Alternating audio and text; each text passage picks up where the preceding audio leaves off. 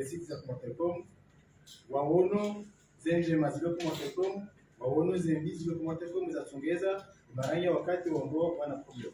Abonge wajawaru leo wakaulifanya representation ya hizo waona hizo bidilifanye ili haratabanu rekeze maswali hatu madeli mdiru hatu ya Tanzania kwa mwaka 2024 ndomo wa hekalite ngamo Mungu trimestre msio banu zangu ko wazionoma warambi yazo ruchendi yani trimestre no hisa share za Telecom RJ normal tranquille et mara ya watu watikira ndongo yo zoanvie raya mronjini ula matizo jini kwa sababu ya mwa tizindo jina kende konferensi hafu la sino walo kuonyesha si siri na si komona kumoja abonge imaximero hafu watimizie rapport watoto abasa wafanywe fasile mara ya komori wawambie ziwaona ramuri za Telecom anaza kuzifanyia abonge abo wele watu mashukuru washaolewa na ndio rais mwenyewe ya kuwekea rasmi yani que parole et non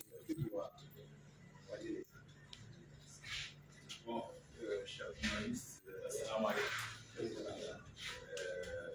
Le facilitateur m'a directement passé la parole, mais je pense qu'aujourd'hui, il s'agit plutôt des experts du cabinet Hypercube qui doivent restituer les travaux qu'ils ont menés ici depuis le mois de mars.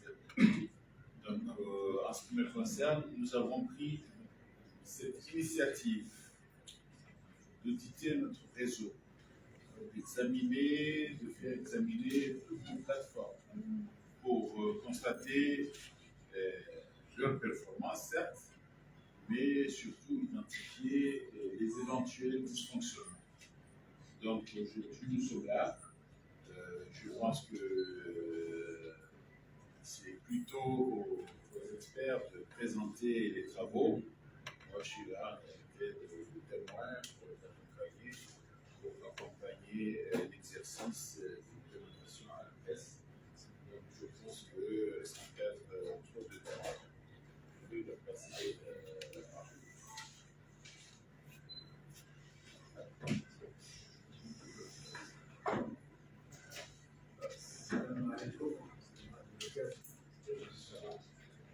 D'abord, nous remercions particulièrement M. le directeur général de l'accueil chaleureux et nous remercions aussi l'ensemble des staffs, la direction et les ingénieurs de Comores Telecom qui nous ont permis de mener cet audit et nous ont effectivement permis de récupérer l'ensemble des informations et nous ont permis aujourd'hui d'aboutir à ce dossier. Nous avons aujourd'hui, depuis hier, présent dans le locaux de Comores Telecom et nous avons restitué les rapports techniques. Ces rapports techniques, aujourd'hui à la propriété de Comores Telecom, nous avons discuté d'une manière assez franche et assez dynamique avec l'ensemble des staffs de Comores Telecom. C'était un échange fructueux qui nous a permis effectivement de faire montrer aujourd'hui au Comores Telecom les données qui ont été collectées, qui sont assez importantes, qui ont été collectées sur les 3 régions de Comores, le Grand Comores, ici, Anjouan et Moélie. Nous avons pu parcourir l'ensemble de ces territoires et nous avons testé l'ensemble de services. Et ce sont les services voix, les appels voix. Nous avons testé les différents services data, les connexions des différents services web, les connexions des vidéos streaming sur le YouTube. Et ça nous a permis effectivement de comprendre la problématique de Comores Telecom.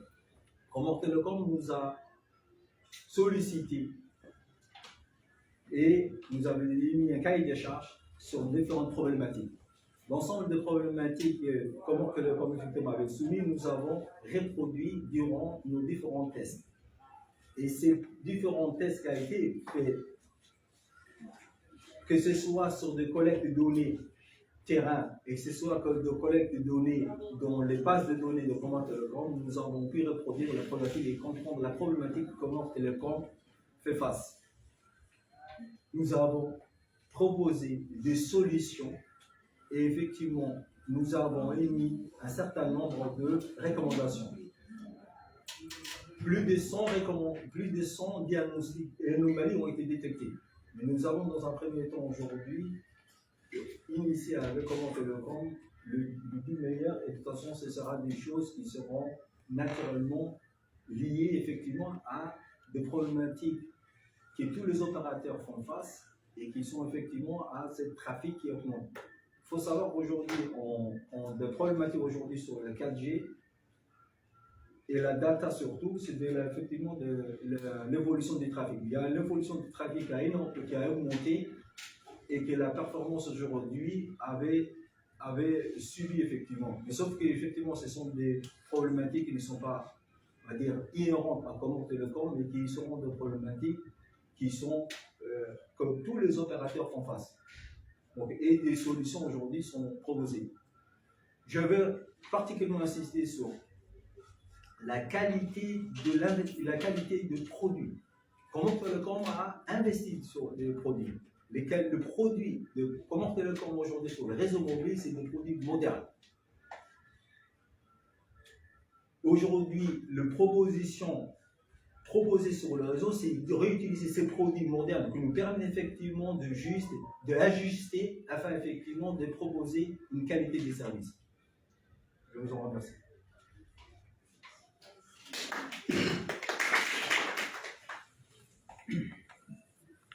Aussi, il y a des questions. Salam alaikum. Comme l'a rappelé notre collègue Abdelali, Comores Telecom a fait appel à nous parce que nous avons une expérience sur de nombreux réseaux, en Europe, dans le Middle East et en Afrique, sur les audits et les benchmarks.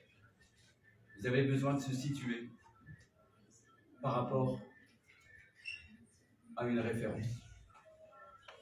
Notre premier sentiment, ça a été, je l'avoue, l'étonnement. L'étonnement d'avoir des équipements si modernes et d'avoir une qualité au niveau du hardware qu'on peut considérer comme une qualité d'un niveau extrêmement élevé. On a certes identifié beaucoup de problématiques, ou certaines problématiques, auxquelles nous avons apporté nos propositions, pour qu'elles puissent être résolues. Mais l'espoir,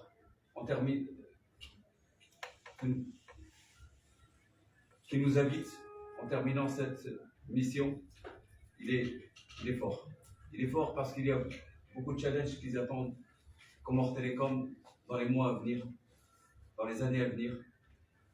Il y a la 4,75G, il y a la 5G, et aujourd'hui, la haute valeur de ces équipements va faciliter cette transition vers les technologies innovantes à venir. Merci.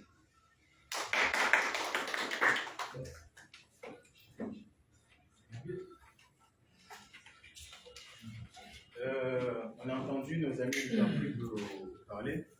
On va laisser la place aux journalistes. On va prendre 3 questions à nos experts qui vont répondre. Nous allons clôturer la séance. Donc, pour 3 personnes, 3 questions. Que chacun s'identifie. Mustafa, je peux commencer. En fait, vous avez passé en revue vos travaux sur que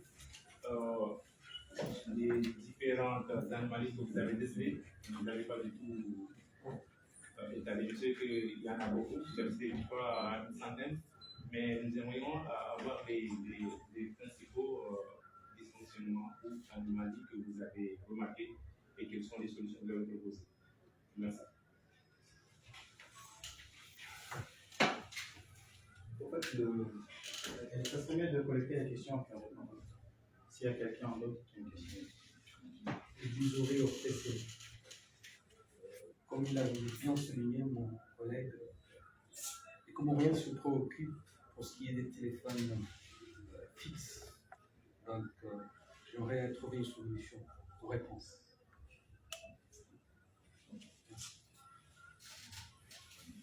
Une autre question, C'est fait pour info. Ma question elle est pour le directeur. Ça fait plus de 20 ans, depuis 2003, c'est la première fois que Coma Telecom fait un audit sur le réseau. On sait que des investissements ont été réalisés. Et pourquoi cette initiative devient cette initiative?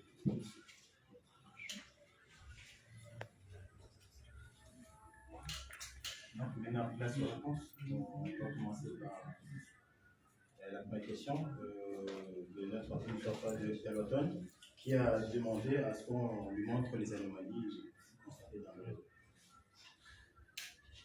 En fait, dans la vie d'un réseau mobile, comme je vous disais, c'est un réseau vivant. En fonction de trafic observé, on a aujourd'hui un réseau qui absorbe de plus en plus de trafic.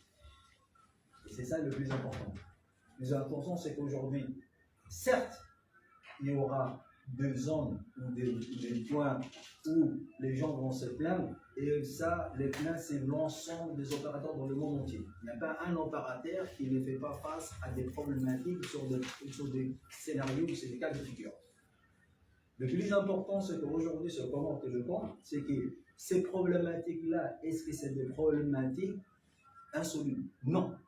C'est des problématiques aujourd'hui que Coma Telecom peut faire face parce qu'ils ont les équipements qui peuvent absorber ces problématiques-là. Et c'est ça le plus important. C'est que les investissements, il n'y a pas d'investissement à faire, c'est qu'aujourd'hui, c'est que l'œil externe qu'on a pu avoir, c'est qu'aujourd'hui, la problématique dont je vous dis, c'est les problématiques, comme je disais, qui sont liées à un trafic.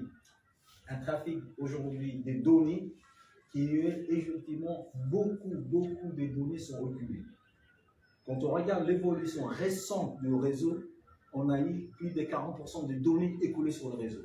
Et clairement aujourd'hui, Coma Telecom a la capacité d'absorber ce trafic, il faut juste ajuster. Donc c'est des ajustements qu'on va le faire avec eux, on va les accompagner afin effectivement de maintenir une qualité des services. Et aujourd'hui l'objectif c'est, Coma Telecom et aussi bien pour Liberty, c'est de proposer un service performant, orienté vers l'avenir et qui pourrait effectivement résoudre les différentes difficultés aujourd'hui que les clients de Coma Telecom font face. Je ne pourrais pas rentrer dans les détails techniques parce que les détails techniques, c'est uniquement des problématiques techniques et liées à des problématiques, mais ce qui est important, c'est qu'effectivement, il y aura des améliorations et je pense que très largement, il y a la possibilité d'améliorer. Comme je vous l'ai dit, c'est un réseau où les équipements sont déjà en place. Il n'y a pas effectivement un déploiement ou un temps important que ça va prendre, mais voilà, donc il y aura des améliorations qui seront rapidement mises en place. Bon, avant de passer la parole, la réponse à Zurich, je crois que M. Abdillahi, il a voulu être clair, il n'y a pas de 40%. 40% de trafic en plus du réseau Coma Telecom qui a été dimensionné pour prendre le trafic, mais tout d'un coup, il y a eu une faute trafic qui est arrivé dans le réseau. Donc, que Coma Telecom n'était pas préparé à avoir ce flux de trafic, il faudra maintenant réadapter le réseau pour qu'il puisse absorber 40% de plus de trafic dans ce réseau. C'est ce qu'a voulu dire l'expérience. Deuxième question de mesurer de l'ORTC, ça concerne le fixe. Je laisse la réponse, si je vais répondre, donc on peut répondre à la question du fixe, qui n'était pas vraiment dans le scope. Et vous savez très bien qu'actuellement, Coma Telecom est en train de moderniser le fixe. On sort du fixe cube vers le fixe fibre. On est en train de déployer le réseau FTTH basé sur la fibre pour remplacer le fixe. comme vous avez posé la question, on va laisser les experts répondre. On va leur reprendre la parole. Bon, là aujourd'hui, par rapport à ces audits et la problématique aujourd'hui dans notre cahier de charges, en effet, nous, on avait vision de nous d'apporter des problématiques du réseau mobile, mais pas que le réseau mobile, c'est le réseau FTTH. Et donc nous, comme notre lien, c'est l'orientation data. Je suis étonné qu'effectivement qu'il y en a un besoin, et sincèrement, dans notre scope ou dans notre intervention, nous, on n'avait pas effectivement ces aspects-là. Le cadre de l'audit, donc le cadre de l'audit était vraiment limité au réseau mobile. Donc le fixe ne faisait pas partie de cet audit-là. Donc ça ne veut pas dire que peut-être que des problématiques ont été vues sur le réseau mobile, puisque le fixe et le mobile, aujourd'hui, il y a une convergence des deux réseaux. Ça ne veut pas dire que certaines problématiques n'ont pas touché les deux réseaux. Mais le cadre de cet audit aujourd'hui était limité au réseau mobile. Et donc c'est pour ça qu'aujourd'hui, je pense qu'il n'y aura pas de réponse, on va dire, précise. Je pensais que Comore Télécom pouvait quand même nous répondre. C'est cette question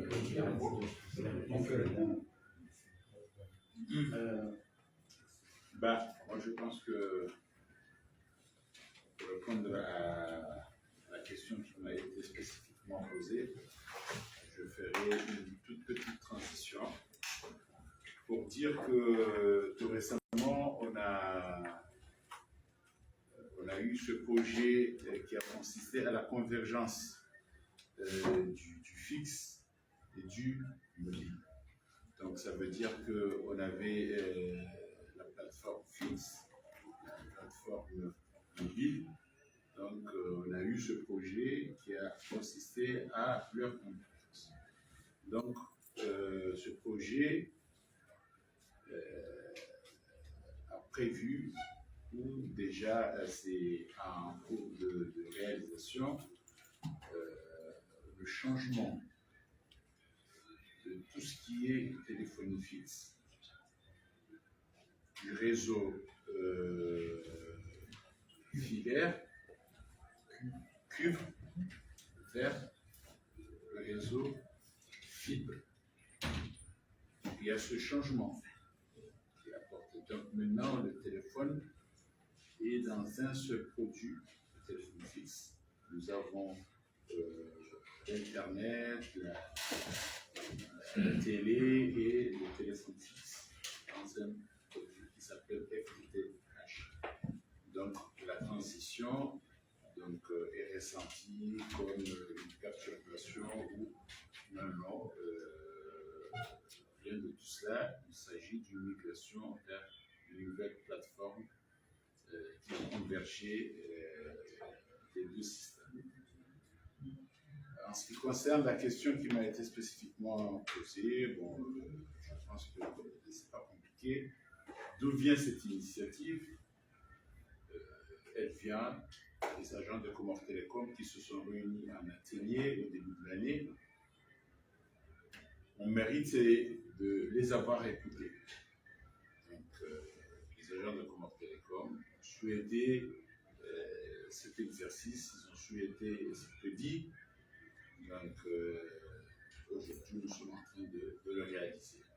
Pourquoi? Parce qu'il s'agit de temps en temps se faire examiner par un médecin, savoir son état de santé.